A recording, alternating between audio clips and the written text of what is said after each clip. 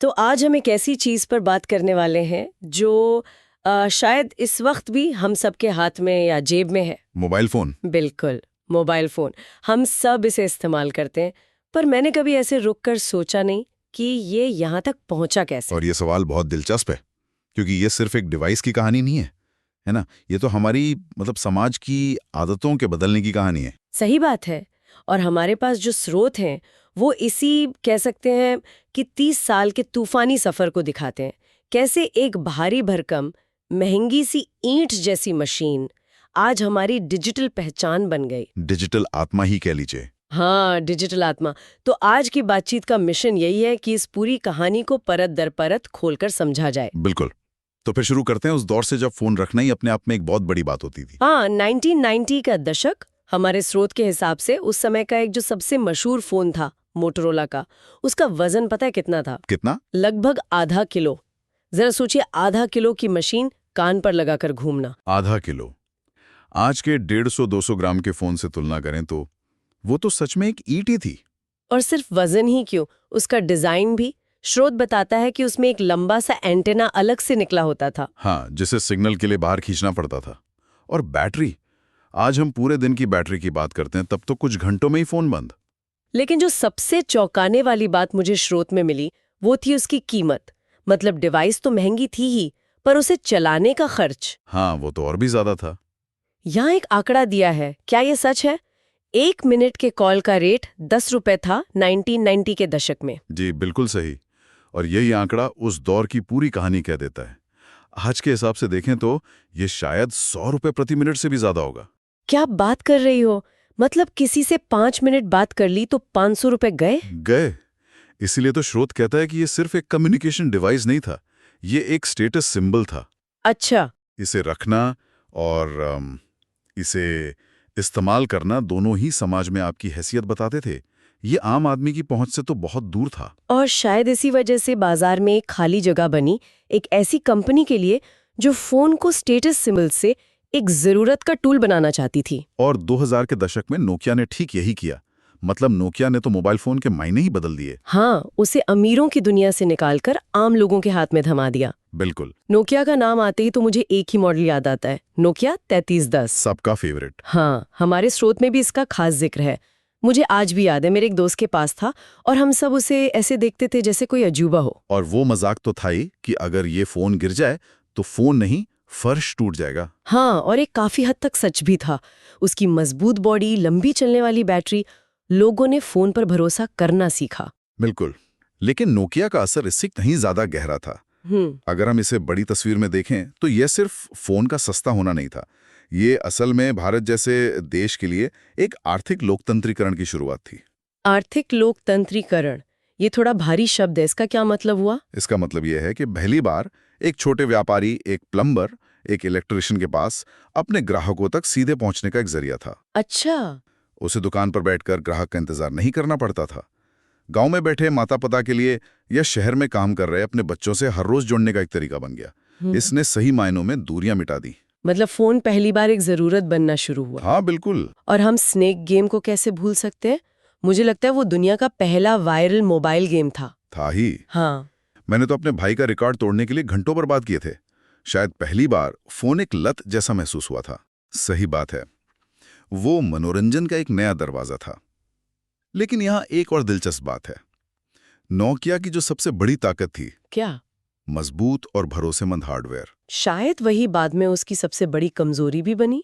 अच्छा, वो कैसे? वो हार्डवेयर में इतने माहिर हो गए कि आने वाली सॉफ्टवेयर क्रांति को देख ही नहीं पाए। और उस सॉफ्टवेयर क्रांति का एक ही नाम था, आईफोन। 2007 जब स्टीव जॉब्स ने उसे लॉन्च किया तो किसी को अंदाजा नहीं था कि दुनिया हमेशा के लिए बदलने वाली है। बिल्कुल। 2007 से पहले के फोन सोचिए, बटनों से भरे हुए, छोटी सी स्क्रीन और इंटरनेट चलाना तो एक सजा जैसा था। हाँ, बहुत मुश्किल था। आईफोन ने उस सबको खत्म कर दिया। स्रोत भी यही बताता है कि उसकी बड़ी टच स्क्रीन और सिर्फ एक होम बटन वाला डिजाइन वो क्रांतिकारी था। पर क्या सिर्फ टच स्क्रीन ही इतनी बड़ी बात थी? मुझे नहीं लगता। नहीं, आप सही कह रही हैं। असली जादू टच स्क्रीन नहीं थी, असली जादू था ऐप स्टोर। ऐप स्टोर, हाँ। स्टीव जॉब्स ने सिर्फ एक फोन नहीं बनाया, उन्होंने एक नया प्लेटफॉर्म बना दिया, एक पूरी की पूरी नई अर्थव्यवस्था की नींव रख दी। उन्होंने दुनिया भर के डेवलपर से कहा, ये लो प्लेटफॉर्म, अब इस पर कुछ भी बनाओ। तो मतलब आज हम ज़ोमैटो, उबर या स्पॉटिफाई जैसी ऐप्स इस्तेमाल करते हैं, उनकी शुरुआत असल में वहीं से हुई। वहीं से हुई। आईफोन ने दरवाजा खोला और उसके बाद गूगल के एंड्रॉयड ने उसे आम आदमी तक पहुंचा दिया। क्योंकि एंड्रॉयड एक ओपन सोर्स प्लेटफॉर्म था। हाँ, तो सैमसंग, एलजी, कोई भी कंपनी स्मार्टफोन बना सकती थी। और स्रोत के मुताबिक इसी मुकाबले की वजह से स्मार्टफोन की कीमतें गिरी और वो हर किसी की जेब में पहुंच गया। तो क्या हम ये कह सकते हैं कि इसी मोड़ पर फोन असल में एक जरूरत बन गया? यहाँ एक बहुत बारीक सा फर्क है। शायद डिवाइस जरूरत नहीं बनी, डिवाइस पर चलने वाली जो सर्विसेज थी वो जरूरत बन गई। मतलब? आप सोचिए, गूगल मैप्स के आने से पहले हम रास्ते कैसे पूछते थे? हाँ, हर मोड़ पर रुक रुक कर। बिल्कुल। ईमेल अब हमारी जेब में था, सोशल मीडिया 24 घंटे हमारे साथ था। फोन अब सिर्फ बात करने का जरिया नहीं बल्कि दुनिया से जुड़ने का गेटवे बन गया था। ये बहुत सही नजरिया है। और फिर एक दौर आया जब फोन की मार्केटिंग का फोकस ही बदल गया। मुझे याद है 2013-14 के आसपास फोन के विज्ञापनों में परफॉर्मेंस से ज्यादा कैमरे की बात होने लगी। हाँ, ये एक बहुत ही दिलचस्प मोड़ था। कंपनियां समझ गईं कि लोग अब फोन को अपनी यादें सहेजने के लिए इस्तेमाल कर रहे हैं। और यहीं से सेल्फी का क्रेज शुरू हुआ। सेल्फी का क्रेज, फ्रंट कैमरे बेहतर होने लगे, पोर्ट्रेट मोड आया और फिर डुअल, ट्रिपल, अब तो क्वाड कैमरा का ट्रेंड चल पड़ा है। और सोशल मीडिया, खासकर इंस्टाग्राम ने इस आग में घी का काम किया। हर कोई अपनी जिंदगी के पलों को अच्छी क्वालिटी में रिकॉर्ड करके दुनिया को दिखाना चाहता था। बिल्कुल, और नतीजा ये हुआ कि फोन ने डिजिटल कैमरा और म्यूजिक प्लेयर जैसे कई गैजेट्स को बाजार से लगभग खत्म ही कर दिया। सही बात है। स्रोत के शब्दों में कहूं तो फोन अब सिर्फ एक टूल नहीं था, ये एक कैमरा, एक कंप्यूटर और एक एंटरटेनमेंट मशीन, सब कुछ एक साथ बन चुका था। हमारी पूरी दुनिया एक स्क्रीन में सिमट गई थी। तो ये सफर एक स्टेटस सिंबल से शुरू हुआ, फिर जरूरत बना और फिर हमारी एंटरटेनमेंट मशीन। अब हम 2020 के बाद के दौर में हैं, जो एआई का दौर है। यहाँ क्या बदल रहा है? यहाँ तो सब कुछ बदल रहा है। अब तक हम फोन को कमांड देते थे, अब फोन हमें समझने की कोशिश कर रहा है। समझने की कोशिश कर रहा है मतलब? स्रोत के अनुसार आज के स्मार्टफोन हमारी आदतें सीखते हैं। गूगल असिस्टेंट और सिरी जानते हैं कि हम सुबह कब उठते हैं, ऑफिस के लिए कब निकलते हैं, कौन से ऐप सबसे ज्यादा इस्तेमाल करते हैं। हाँ, वो हमारे रूटीन के हिसाब से सुझाव भी देते हैं। बिल्कुल, यहाँ तक कि हम किस तरह का संगीत सुन रहे हैं या किससे बात कर रहे हैं, उस डेटा के आधार पर वो हमारे मूड को भी भांपने की कोशिश करते हैं। ये तो थोड़ा डरावना भी लगता है। फोन अब हमारी डिजिटल परछाई बनता जा रहा है। और स्रोत के मुताबिक भविष्य इससे भी आगे का है। अनुमान ये है कि 2025 तक मोबाइल सिर्फ स्मार्ट नहीं बल्कि एक प्रोएक्टिव पर्सनल असिस्टेंट बन चुका होगा। प्रोएक्टिव? हाँ, मतलब वो हमारे लिए अपॉइंटमेंट बुक करेगा, हमारी सेहत पर नजर रखेगा, हमारे काम में हमारी मदद करेगा, वो भी बिना हमारे कहे।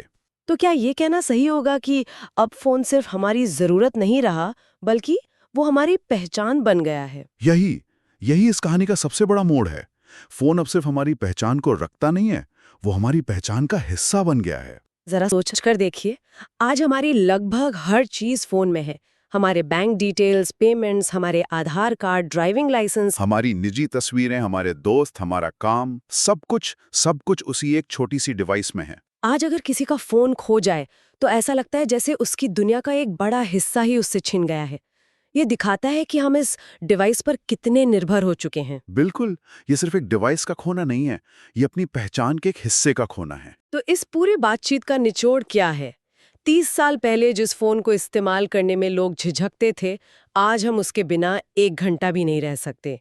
ये सिर्फ टेक्नोलॉजी का विकास नहीं, बल्कि हमारे समाज का और हमारी आदतों का भी विकास है। हाँ, हमने एक लंबा सफर तय किया है, एक स्टेटस सिंबल से लेकर जरूरत बनने तक, और जरूरत से हमारी पहचान बनने तक। हर चरण में फोन ने सिर्फ खुद को नहीं बदला, उसने हमें भी बदला है। ये कहानी हमें दिखाती है कि कैसे एक आविष्कार पूरी दुनिया को बदल सकता है। और ये हमें एक बहुत ही महत्वपूर्ण सवाल पर लाकर छोड़ती है। हमारी पूरी बातचीत से ये तो साफ है कि फोन हमारी डिजिटल पहचान बन चुका है। तो सोचने वाली बात यह है कि जब हमारी पहचान एक डिवाइस में कैद हो, तो उस पहचान का कंट्रोल असल में किसके पास है? क्या वो हमारे पास है या उन कंपनियों के पास जो उस डिवाइस और सॉफ्टवेयर को बनाती हैं? बिल्कुल। और इस विकास का अगला कदम क्या होगा, जब शायद ये डिवाइस हमारे और भी करीब आ जाए, शायद हमारे शरीर का ही एक हिस्सा बन जाए? ये वो सवाल हैं जो ये कहानी हमारे सोचने के लिए छोड़ जाती है।